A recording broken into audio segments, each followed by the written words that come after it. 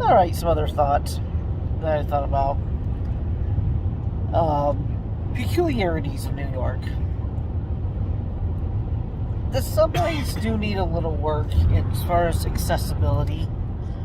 Some subway stations, they will let you know if they're accessible. They have elevators and sometimes have escalators, but even with those, there was one subway station, oddly how this is that there was an escalator up where you can get up the stairs to go exit out of the subway, but there wasn't an escalator going down, so you had to go down several flights of stairs anyway.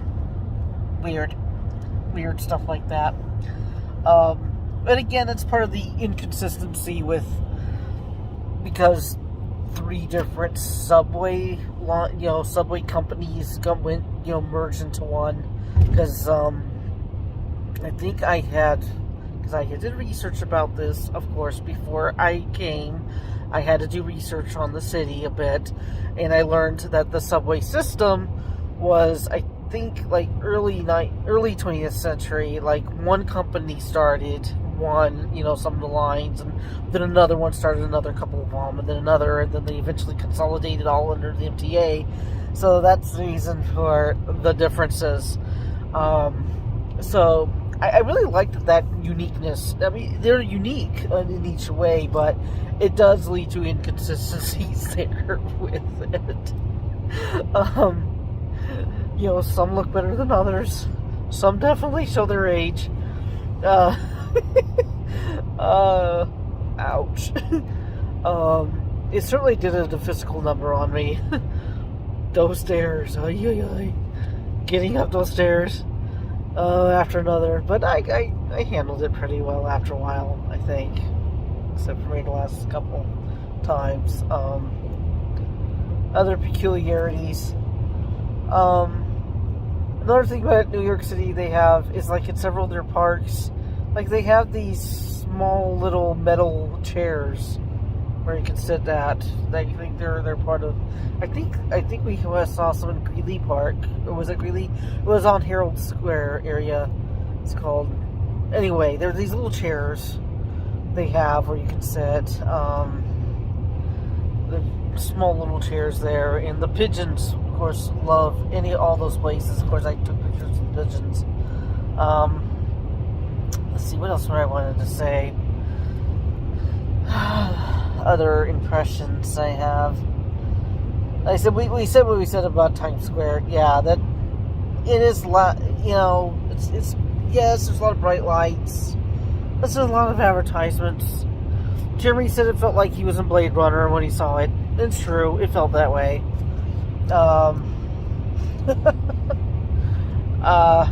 Interesting, when I was standing outside of the Empire State Building, I looked at I think it was the 5th Avenue side when we were there. It wasn't the other side. It wasn't the 33rd side, 33rd Avenue, 33rd Street. But I looked out on the street and was like, wait, I've seen this street before. And maybe it wasn't on 33rd Street. Because I'm like, of course I've seen this street before. I've seen it get destroyed time and time again. In Godzilla, and King Kong, and many different Ghostbusters. Like, I've seen it, it's like, it's the same street. And I probably should take a picture, but it's like, it's the same street. It's like, wow.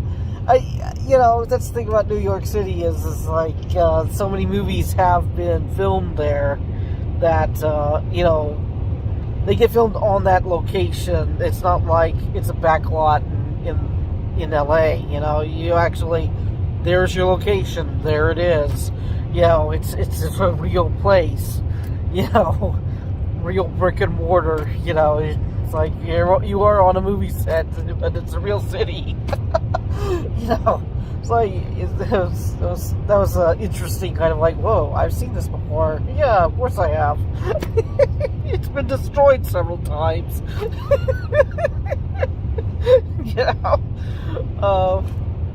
Stuff like that. That's like, wow, like, I'm actually here. Just amazing trip that was.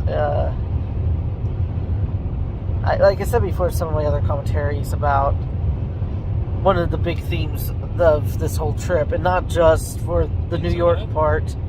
Huh? Pizza, wasn't it? Pizza. We did have pizza once. That was good. Oh, twice. Buffalo and once in New York City. So yeah, we had some in Buffalo. We had some in New York City. That's true.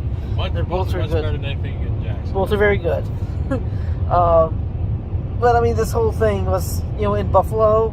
We went to see family, and Jeremy got to go down some memory lane, some personal memory lane for him, and so a lot of Dobbs Castle under management. Yeah. Damn.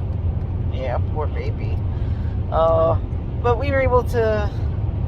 A lot of what we were able to see about this, and things I've reflected on with this trip, is how much memory and how much stories, and keeping those stories alive in people is so important, and to tell those stories and to preserve them is so important to each of our lives. And so, I mean, both of them end up being personal in that regard. For Jeremy, again, Buffalo being his hometown, and I loved seeing our friends Larry and Anastasia and the family too. It was enjoyable, and there's some places Jeremy went to that were very important to him. In New York City, I was able to reconnect in some ways with my daddy. I mean, he was born there. He had some of his earliest days there. He didn't get to grow up there. I know he moved when he was a boy, but there are things he remembers of being there as a kid. And not just following home. There's, but that is where some of my other ancestors lived at. Some of my great-grandparents and great-great-grandparents, and where they first came to when they came here to America. And so I was able to reconnect with them in some ways. Felt like I was reconnecting with the ancestors, with my people. Just being there and experiencing the city. Even though I know they lived, many of them lived in the Brooklyn and the Bronx, but there's the cultures. There's some similarities in both, but that's the thing too. Is like there's just so many different cultures there that to experience. I love that. It's like the entire world is right there in front, right there at your fingertips, right there in front of you. It's like, where do I want to go? It's the entire world right there in New York. Do I want to go to China? Do I want to go to Ukraine? I went to little Ukraine, right there, Lower East Side. Even Buffalo as a representative. Jerry says there's a little Buffalo representative little pub somewhere. In Harlem, you got Little Africa around there. You got. We had like some really good Hispanic food. They call it Hispanic food, but basically Latin food in Long Island, actually, and that was actually pretty good. I'm like, oh, man, you can get stuff from little family. I love little family-owned restaurants, and little places like that, and then you get some good diner food and some delicatessens and things like. But again, it's not just the food. There's the culture, the music, the people. Just telling the stories. So many of the things we went to had something to do with that. When we went to Ellis Island, telling the stories of many of the immigrants that came over. 9/11 Museum, obviously, is telling the story of that horrific day, and to remember it, to remember the victims. Francis Tavern, telling the story of George Washington and Alexander Hamilton's earliest days of the Revolutionary War. Even going to the Met Cloisters, a lot of the beautiful medieval art that's there, and the architecture, and things from these beautiful places that are in Europe, and they've made a little home for them there in New York City, and made such a beautiful little home for them. I just love what they did to it, where they've incorporated the arches and columns and other architectural items within the actual building itself. They recreated a chapel, they recreated an asp a chapel or a hall for these artworks, to keep that story alive, to keep those memories alive. I really love that, even see like the Empire State Building, and you look up there and show like how it was created. You see a bit of the video of these men making, sitting precariously on these steel beams, out to, precariously like putting those rivets together to go and create the building. That was pretty amazing to see that. To tell that story of how it was made.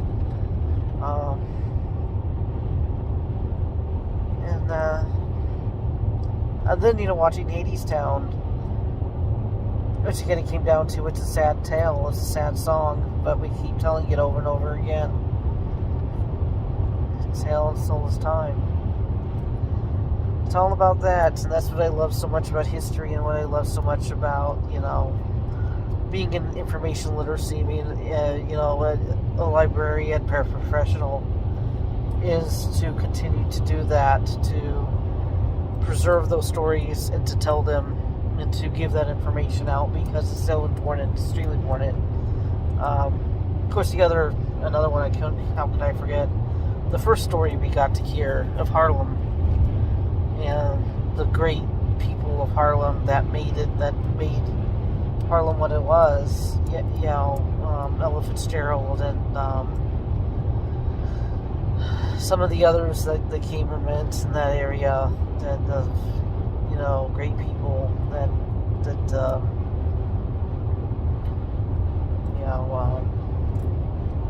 can't remember all their names, but we were able to hear about them, and that have made truly a mark on that part of Manhattan.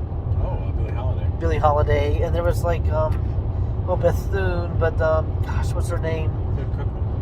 Cookman. Yeah, her. But the one who the restaurant had that whole like street that her family pretty much owned. Oh, yeah. That's a big one. Yeah, her. Yeah, there's a bunch of them. So, that's what the whole thing is about, and so, and then it ended with this personal story from my ancestors, based where they lived. At the time, he was trying to get his paperwork for naturalization. It was easier to go across the ocean in the boat than it was to navigate the Bronx. Probably. Yeah, the Bronx is not the fun place for cars, apparently. Jeremy has experienced that firsthand. Yes. But anyway, that's another couple more of my thoughts on New York. So I loved it. I do. And I know there's so much more we didn't get to see. No, we didn't get to walk across the Brooklyn Bridge. To be frankly honest, I probably wouldn't have been able to have. Not with all the walking I did. And there's a couple of zoos and botanical gardens we didn't get to go and see too. And grave sites we failed to see. And there's many more museums we failed to see. But seriously, there's just no way to see all of it in one, even in a week. So, there's a lot to do. Anyway, so that's some more of my thoughts. Yeah, see you later. Peace.